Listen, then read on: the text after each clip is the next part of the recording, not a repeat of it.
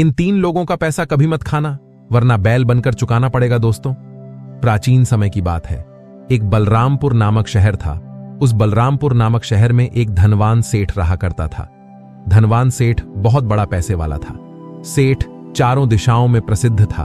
अकूत धन दौलत सेठ के पास में थी। सेठ के घर में किसी बात की कोई कमी नहीं। सेठ के पास इतना धन था कि सेठ लोगों को ब्याज पर धन देता था। उसने एक नियम बना रखा था कि कोई भी व्यक्ति उससे कर्जा ले जा सकता है, और सेठ कर्जा भी 2 तरह का देता था। एक तो इसी जन्म में लौटाने के लिए, और दूसरा अगले जन्म में लौटाने के लिए। चाहे कोई कितना भी पैसा सेठ से उधार ले जा सकता था। सेठ कभी पैसे देने से इनकार नहीं करता था। और आप तो जानते ही हैं इस दुनिया में कैसे कैसे लोग रहते हैं। अगर किसी को यह पता लग जाए कि ये आदमी अगले जन्म के लिए कर्ज दे रहा है, तो फिर उसके पास पैसे लेने वालों की भीड़ लगी रहेगी। चोर और बेईमान लोग पैसा लेने में कमी नहीं रखेंगे। सेठ के द्वार पर हर रोज पैसे लेने वालों की लाइन लगी रहती थी। लोगों को लगता था कि सेठ के पास बहुत पैसा है, और सेठ बिल्कुल महामूर्ख आदमी, इसलिए सेठ अपने धन को अगले जन्म की कहकर लुटा रहा है। कोई ईमानदार स्वभाव का होता तो वह इसी जन्म में लौटाने की बात कहकर सेठ से पैसे उधार ले जाता था, और जो बेईमान लोग होते थे वे अगले जन्म की कहकर सेठ से पैसे उधार लेते थे। उनको लगता था सेठ महामूर्ख है। लोग इस जन्म में भी पैसे लौटाने की नहीं सोचते हैं। अगले जन्म में भला कौन इसे देने आएगा? यह तो पागल है जो अगले जन्म की आस लगाए बैठा है। अब तो मित्रों, अगर किसी को किसी चीज की आवश्यकता पड़ती थी तो वह फौरन सेठ के दरवाजे पर पहुंच जाता था, और सेठ भी बड़ा उदार हृदय का था। उसने 2-4 मुनीम अपने पास इसी कार्य के लिए बैठा रखे थे कि जो कोई भी पैसे लेने आए उसे पैसे दिए जाए। कोई भी उसके दरवाजे से निराश नहीं जाना चाहिए। मुनि कर्ज लेने वाले की मांग के अनुसार उसे पैसे दे देते थे। कर्ज लेने वाले से सेठ एक ही बात पूछता था कि ये पैसा इसी जन्म में चुका होगे या अगले जन्म में। ज्यादातर लोग तो अगले जन्म की कहकर पैसे ले जाते थे। सेठ के मुनि पैसे लेने वाले का नाम पता सब अपने रजिस्टर में चढ़ा लेते थे। अब ऐसे मौके का फायदा भला कौन नहीं उठाएगा। लोग अपना नाम पता खुशी खुशी सेठ के रजिस्टर में लिखवा जाते थे और उससे मुंह मांगा पैसा ले जाते थे। सेठ को इस बात से कोई फर्क नहीं पड़ता था कि कोई उन्हें पैसे लौटाने आएगा कि नहीं आएगा। इसी तरह सेठ का काम निरंतर चलता रहा। अब देखिए दोस्तों, किसी गांव में 2 व्यक्ति रहती थी। दोनों व्यक्ति कोई काम धाम तो करते नहीं थे। उनका काम था जुआ और सट्टा खेलना, चोरी और बेईमानी करना। वे दोनों इतने हराम खाऊ थे, कभी कहीं काम करने नहीं जाते थे। बसों सालों से उन्होंने कभी कोई काम नहीं किया था। वे हमेशा चोरी डकैती करने में लगे रहती थीं। एक दिन उन्होंने कुछ लोगों के मुंह से सुना। लोगों ने कहा, अरे भाई, तुम कहां इन गरीब लोगों का धन लूटते रहते हो? तुम धनवान सेठ के पास क्यों नहीं चले जाते? वो तो लोगों को मुंह मांगा पैसा ऊ देता है। अगर तुम्हें पैसा लौटाना है तो इसी जन्म की कहकर ले आना, अगर नहीं लौटाना है तो अगले जन्म की कहकर पैसे ले आना। सेठ दोनों तरह से पैसे उधार देता है। दोस्तों, धनवान सेठ के बारे में सुनकर वे दोनों चोर बड़े खुश होते हैं। उन्होंने विचार किया कि इससे अच्छी बात क्या होगी। सेठ जब अगले जन्म के लिए ब्याज पर पैसे उधार देता है तो क्यों ना हम दोनों को चलकर उसी सेठ से खूब सारे पैसे उधार ले लेना चाहिए। चलो चलते हैं, कम से कम 5-5 लाख रुपए उससे उधार लेकर आएंगे ताकि हमारे 10-5 साल बड़े आराम से निकल जाएं। मित्रों, इस प्रकार दोनों दोस्तों ने विचार किया, और विचार करने के बाद वे दोनों सेठ के घर को चल पड़े। घर वाले उनकी कोई चिंता फिक्र नहीं करते थी, क्योंकि वो दोनों शुरू से ही आलसी किस्म के थे। दोस्तों, पहले पैदल का जमाना था। चलते चलते दोनों बलरामपुर आ जाते हैं, और बलरामपुर आकर के सेठ के पास पहुंच जाते हैं। उसके बाद सेठ से कहने लगे, अरे सेठ जी, हमने तुम्हारा बड़ा नाम सुना था, और हम पर बड़ी गरीबी चल रही है। बच्चे भूखे मर रहे हैं। हमें पैसों की बहुत बड़ी आवश्यकता है। क्या हमें पैसे उधार मिल सकते हैं? सेठ कहने लगा, हाँ हाँ, क्यों नहीं, जितने चाहो उतने रुपए ले जा सकते हो। तुम घबराओ मत, बताओ कितने रुपए चाहिए। अब सेठ की बात सुनकर कि वे दोनों चोर कहने लगे कि देखो सेठ जी, हमें इस जन्म के लिए तो पैसे नहीं चाहिए, हम तो अगले जन्म में आपके पैसे लौटा पाएंगे।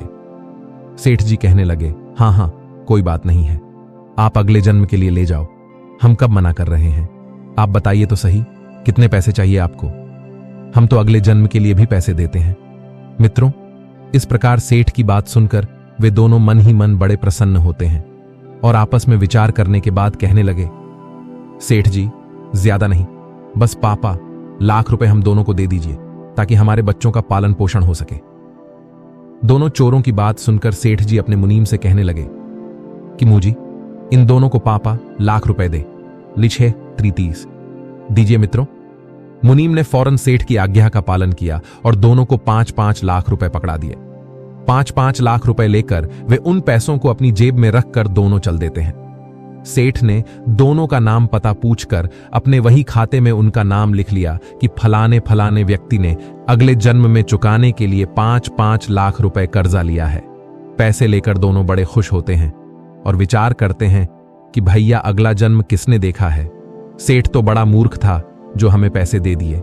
अब इन पैसों से अगले जन्म की तो हमें नहीं पता, पर यह जन्म हमारा बड़े आनंद से कट जाएगा। हमें जीवन भर अब चोरी करने की और जुआ खेलने की जरूरत नहीं पड़ेगी। मित्रों, ऐसा दोनों मन में विचार करते हुए खुश होती हुए चलते चले जा रहे। अब आगे क्या होता है? वे दोनों पैदल पैदल चलते चले जा रहे थे। चलते चलते उन्हें रास्ते में रात हो जाती है। फिर उन्हें एक गांव दिखाई देता है। वे सोचने लगे कि चलो इसी गांव में आज की रात गुजारेंगे। जब वे गांव में पहुंचे तो गांव में उन्होंने रुकने की कोशिश की, परंतु वहां किसी ने उन्हें रुकने के लिए नहीं कहा, क्योंकि वो दोनों देखने से ऐसे लग रहे थे कि दोनों कोई बदमाश हो और उनको यह भी डर सता रहा था कि उनके पास इतने सारे रुपए हैं, कोई उनसे उनका रुपया नहीं छीन ले। फिर काफी सोच विचार के बाद उन्होंने वहां रुकने का फैसला किया। मित्रों, गांव से बाहर एक तेली का घर पड़ता था। वे उस तेली के घर के दरवाजे पर जाकर उससे कहने लगे कि भैया, हम तुम्हारे यहां रुकना चाहते हैं। आज की रात कट जाएगी तो सुबह हम यहां से चले जाएंगे। भाई, हम तुम्हारा खाना भी नहीं खाएंगे, केवल सोने के लिए हमें बिस्तर दे देना। और एक चारपाई तेली कहने लगा, भाई मेरे पास एक ही चारपाई है, एक काम करो, मेरे तबेले पर एक खाट पड़ी हुई है और वहां मेरा एक बैल और एक भैंसा बंधा हुआ है। तुम जाओ, जाकर आराम से वहां सो जाना और मेरे उन पशुओं की रखवाली भी करते रहना। दोस्तों, वे दोनों उस तेली के तबले में रुकने के लिए चले जाते हैं। जब दोनों मित्र उस तबले में रुक जाते हैं तो तेली तो अपने घर को चला जाता है और इधर वे दोनों चोर उस तबले में पड़ी खाट पर सो जाते हैं। परंतु दोनों को नींद नहीं आ रही थी, क्योंकि दोनों के पास काफी पैसे थे और उन्हें डर लग रहा था कि कोई उनसे उनके पैसे छीन ना ले जाए। इसलिए दोनों जागते हुए आपस में बातें कर रहे थे। इस प्रकार मित्रों, रात्रि के 12 बज जाते हैं। उधर उस तबले में एक भैंसा और एक बैल जो बंधा हुआ था, वह भैंसा कहता है, अरे भाई बैल, तुम सो रहे हो या जाग रहे हो? देखो मेरी बात ध्यान से सुनो, मेरा और तुम्हारा बस आज रात तक का ही संग है, कल सुबह मैं तुम्हें छोड़कर चला जाऊंगा। बैल बोला, क्या कह रहे हो तुम? हमें छोड़कर चले जाओगे? क्यों चले जाओगे? तब वह भैंसा कहता है, देखो भैया, मैंने पहले इस तेली से कर्जा लिया था और उस कर्जे को मैं चुका नहीं पाया, तो देखिए मुझे तेली के यहां भैंसा बनना पड़ा और इसने आज मेरी कोड़े मार मार कर यह हालत बना दी है मुझसे। एक एक पैसे की वसूली ब्याज सहित की है। मैंने इससे इतना कर्जा लिया था, उसका 1000 गुना पैसा इसने मुझसे वसूल किया है और अब मेरा जो कर्ज था वह बिल्कुल चुक गया है। मैं अब इस तेली के आरण से मुक्त हो गया हूं और प्रातःकाल मैं तेली के घर एक सानी चारा खाऊंगा और चारा खाने के बाद मैं यहां से चला जाऊंगा। उसके बाद मैं यह शरीर छोड़ दूंगा। हे बैल भैया, हमारा साथ बस इतना ही लिखा था। भैंसे की बात सुनकर बैल कहने लगा कि बात तो तुम्हारी ठीक है। हे भैया, तुम तो मुक्त हो गए, वैसे चलूंगा तो मैं भी, यदि 2-4 घंटे तुम और रुक जाओ तो मैं भी इस तेली की कर्ज से मुक्त हो जाऊंगा। मुझे इसकी एक घनी सरसों की पिराई करनी है। मुझे इसका कोलू 4 घंटे और चलाना है। उसके बाद एक कसाई आएगा और उस कसाई पर मेरे पूर्व जन्म के रुपए चाहिए थे। मेरे पैसे देकर वो मुझे खरीदेगा और यह तेली उन पैसों को ले लेगा और पैसे जैसे ही तेली लेगा तो मैं इस तेली के कर्ज से मुक्त हो जाऊंगा, क्योंकि मैंने भी पूर्व जन्म में इस तेली से कर्जा लिया था। मैंने इसका पूरा कर्जा चुका दिया है, क्योंकि कुछ तो इसने मुझसे काम करवाकर इसका जो कोलू चलाया है उससे वसूल किया है और शेष बचे हुए पैसे वो कसाई दे जाएगा और मैं थोड़ी दूर कसाई के साथ चलूंगा और उसके बाद मैं मर जाऊंगा। मित्रों, यह बात उन दोनों मित्रों ने जब सुनी तो वे सोचने लगे, यह क्या बात है, हमें देखना चाहिए। इधर दोस्तों, जब प्रातःकाल होता है, जब दिन निकला तो तेली आता है और तेली ने आने के बाद उन दोनों को खाने को चारा डाल दिया। भैंसे ने चारा खाया और चारा खाने के बाद वो भैंसा वहीं पर गिर जाता है, उसका प्राणा हो जाता है। मित्रों, जब भैंसा मर जाता है तो तेली बड़ा दुखी होता है कि हाय, मेरा भैंसा मर गया। उधर में दोनों चोर आपस में विचार करते हैं, अरे भाई, बात तो बिल्कुल सही हो गई, जैसा हमने रात सुना था उसी हिसाब से यह घटना घटी है। इसका मतलब इस भैंसे ने तेली से कर्ज लिया था। अब सवाल यह है कि क्या यह बैल भी मरेगा? चलो इसको भी देखते हैं। अब दोनों चोर वहां पर रुककर देखने लगते हैं। इधर तेली ने बैल को कोलू में लगाया और 2-3 घंटे उस बैल से अपना कोलू चलवा। फिर कुछ देर के बाद एक कसाई आता है। कसाई ने तेली से कहा, अरे भाई, क्या तुम अपने बैल को बेचो? तेली ने कहा, हां भाई, मैं इस बैल को बेच दूंगा। कसाई ने पूछा, तो बताओ कितने पैसे लोगे? अब तेली कसाई को बैल की कीमत बताता है। मित्रों, तेली ने जितने पैसे मांगे थे, कसाई ने उतने पैसे देकर उस बैल को खरीद लिया और वह बैल को खरीदकर उसे लेकर जाने लगा। उधर वे दोनों मित्र कहने लगे कि देख भाई, बैल ने कहा था कि कसाई आएगा, कसाई आ भी गया और तेली ने बैल भी बेच दिया। अब हम इसके पीछे पीछे चलते हैं और देखते हैं कि रास्ते में यह बैल मरेगा कि नहीं। मित्रों, जैसे ही वे कुछ दूर तक उस कसाई का पीछा करते हैं तो गांव से बाहर निकालकर जैसे ही गांव की सीमा को पार किया, वैसे ही बैल पछाड़ खाकर गिर जाता है और बैल का प्रांत हो जाता है। दोस्तों, अब तो उन दोनों मित्रों के पैर तले जमीन खिसक जाती है। दोनों आपस में बातें करने लगे कि भैया, बात बिल्कुल सच हो गई। उस भैंसा ने तेली से कर्जा लिया था, इसलिए वह तेली के घर का हिस्सा बना और तेली के पैसे चुकाकर मर गया। उसी तरह बैल ने भी कर्जा लिया था। जब वह पूर्व जन्म में कोई मनुष्य होगा, वह भी तेली का पैसा चुकाकर मर गया। इससे सिद्ध होता है कि अगर कोई किसी का पैसा खाता है तो उसे बैल या भैंसा बनकर चुकाना पड़ता है। इसी तरह हम सेठ से पैसा उधार लेकर आए हैं। लगता है अगले जन्म में हमें भी सेठ के यहां कोई ना कोई पशु बनकर यह पैसा चुकाना पड़ेगा। बंधु दोनों ने आपस में विचार किया कि अब क्या करना चाहिए। एक ने कहा, चलो वापस चलते हैं और सेठ के यहां चल करके उसके पैसे लौटा देते हैं। सेठ जब पूछेगा कि पैसे क्यों लौटाने आए हो, तो उससे कह देंगे कि हमारे पास पैसों की व्यवस्था हो चुकी है, आप अपने पैसों को जमा कर लीजिए।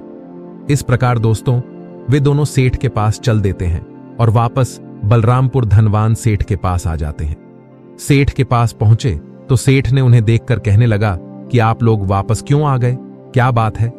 तब दोनों चोर कहते हैं, सेठ जी, थोड़ी देर पहले हम आपसे जो पैसे ले गए थे, उन पैसों को वापस करने आए हैं। दरअसल हमारे पास और कहीं से पैसों की व्यवस्था हो गई। आप अपने पैसे वापस लेकर उस रजिस्टर से हमारा नाम काट दीजिए। मित्रों, सेठ जी ने अपना वही खाता देखा तो वही खाते में लिखा कि अगले जन्म के लिए पैसे उधार लिए थे। तो सेठ जी कहने लगे, देखो भाई, यदि इस जन्म के लिए तुम पैसे उधार ले जाती तो मैं यह पैसे लेकर उन्हें जमा कर लेता, परंतु तुमने तो अगले जन्म के लिए पैसे उधार लिए हैं। अब तो मैं इन पैसों के लिए जमा नहीं कर सकता। अब तुम्हें यह पैसे अगले जन्म में ही चुकाने पड़ेंगे। दोस्तों, जब यह बात सेठ की सुनी तो उन्होंने सेठ से फिर कहा कि नहीं सेठ जी, आपको यह पैसे लेने पड़ेंगे। मित्रों, अब तो सेठ उन पैसों को लेने से साफ इनकार कर देता है और वे दोनों जबरदस्ती उन पैसों को देना चाहते थे। काफी मिन्नत करने के बाद भी सेठ ने वह पैसे नहीं लिए।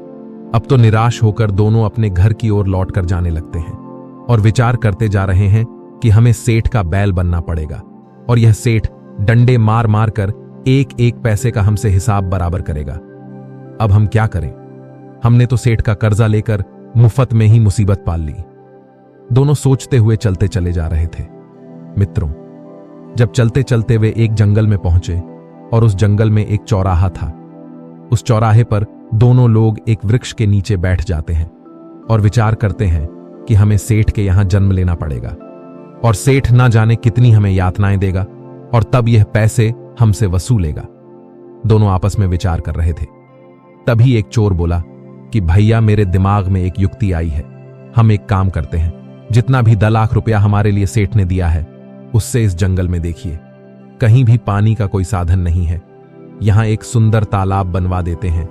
दूसरा कहने लगा, भाई, बात तो तुम अच्छी कह रहे हो मित्रों।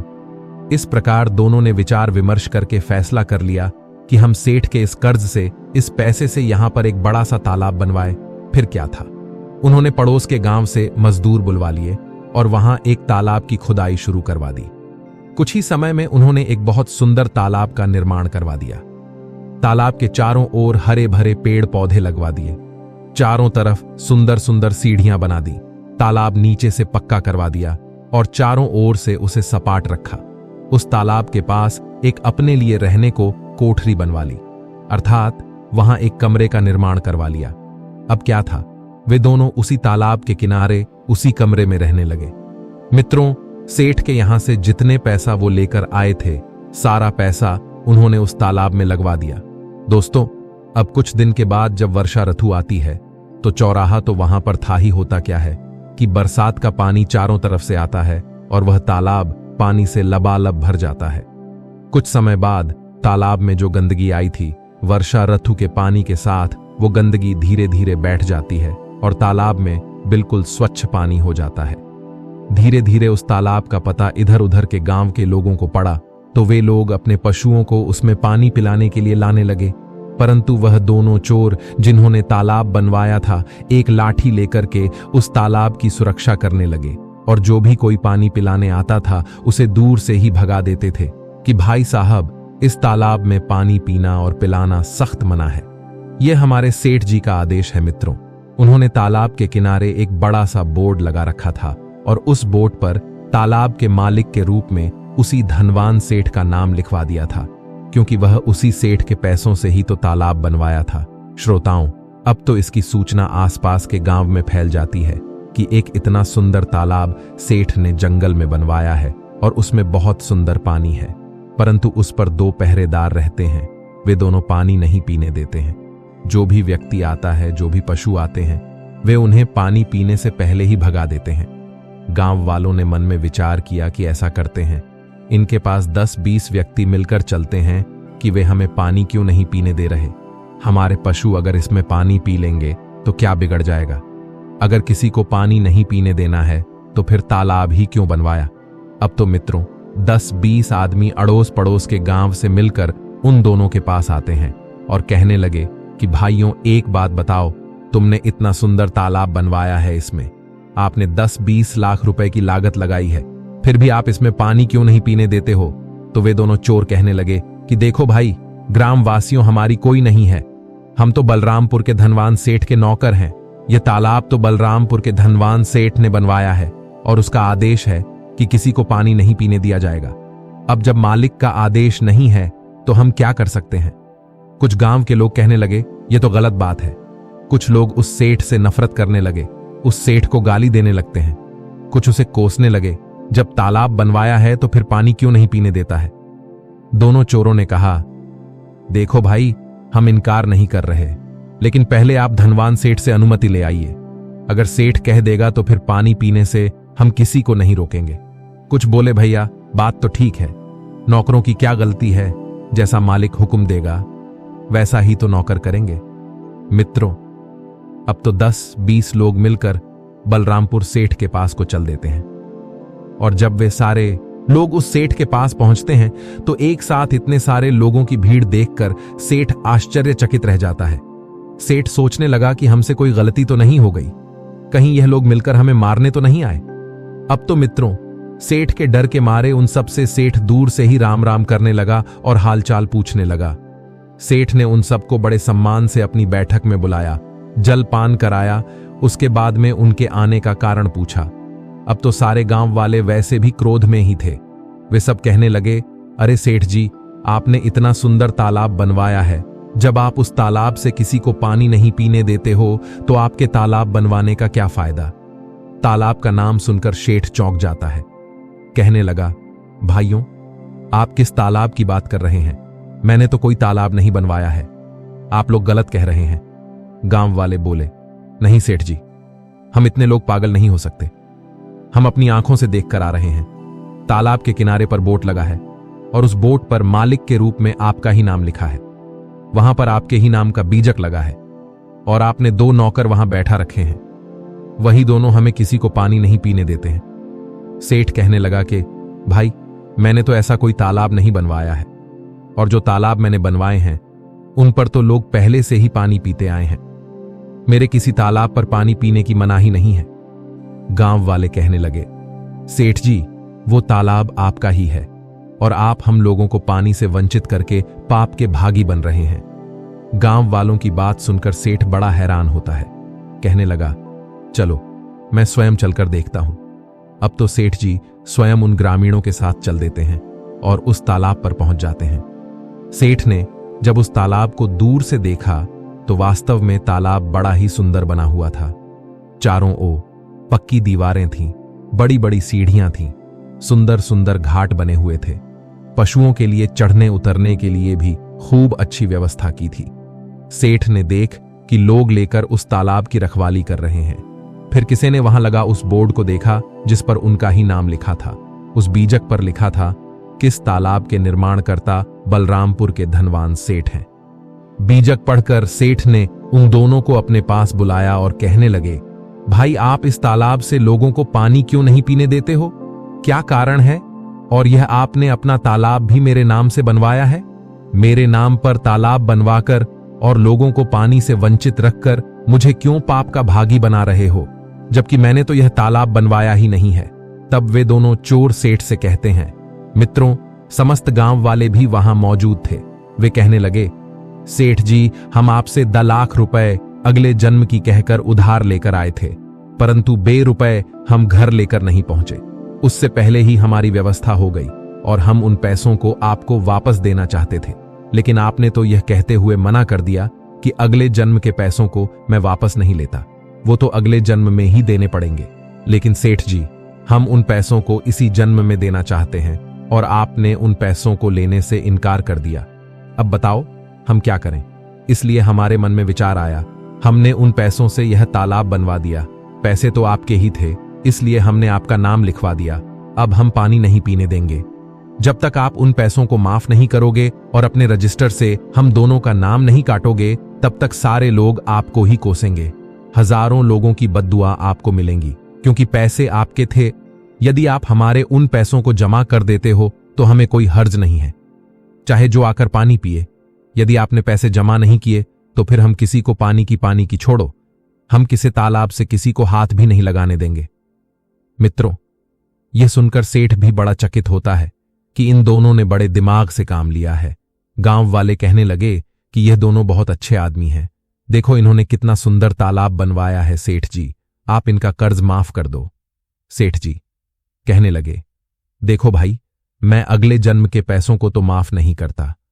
तब वे दोनों कहने लगे, कोई बात नहीं, मत करो माफ, हम किसी को पानी भी नहीं पीने देंगे और इस पाप के भागी जिंदगी भर आप बनोगे। अब आप सोच लो, आपके नाम से कितना अपराध होगा। सेठ की बात समझ में आ जाती है कि मेरे पैसे और मेरे नाम का यह लोग दुरुपयोग करेंगे और मैं नरक भागी बनूंगा। सेठ कहने लगा, कोई बात नहीं है, मैं तुम्हारे पैसों को अभी जाकर जमा करता हूं, परंतु तुम इन गांव वालों को पानी पीने दीजिएगा। न जाने कितने पशु, कितने जानवर, कितने पक्षी पानी पीने के लिए इस तालाब पर आते हैं और तुम उन्हें भगा देते हो। मेरे से तो यह बहुत बड़ा पाप हो रहा है। मित्रों, इस प्रकार सेठ ने उन दोनों के पैसों को जमा कर दिया और रजिस्टर से उनका नाम भी काट दिया। इस प्रकार वे दोनों बहुत प्रसन्न होते हैं और अपने घर चले जाते हैं। उस दिन के बाद उन्होंने कभी किसी की ना तो चोरी की, ना कभी जुआ खेला, ना किसी की बेईमानी की। उनके अंदर ब्रह्म ज्ञान जागृत हो जाता है। दोस्तों, इस कहानी का मूल उद्देश्य यह है कि अगर हम किसी का एक पैसा भी मुफ्त का खाते हैं तो वो हमें किसी न किसी रूप में चुकाना ही पड़ता है। अगर हम किसी के धन की बेईमानी कर लेते हैं तो याद रखना, उस धन को पता नहीं उसने कैसे कमाया था। यदि उसने वो धन अधर्म के रास्ते पर चलकर कमाया होगा तो उस पाप का भागीदार उस धन को खाने वाला बनेगा। मित्रों, मैं उम्मीद करता हूं इस कहानी से आपने जरूर कुछ सीखा होगा। तो चलिए, अपनी कीमती राय कमेंट बॉक्स में भेजिए। मिलते हैं आपसे फिर अगलीच के साथ। आप सभी का बहुत बहुत धन्यवाद।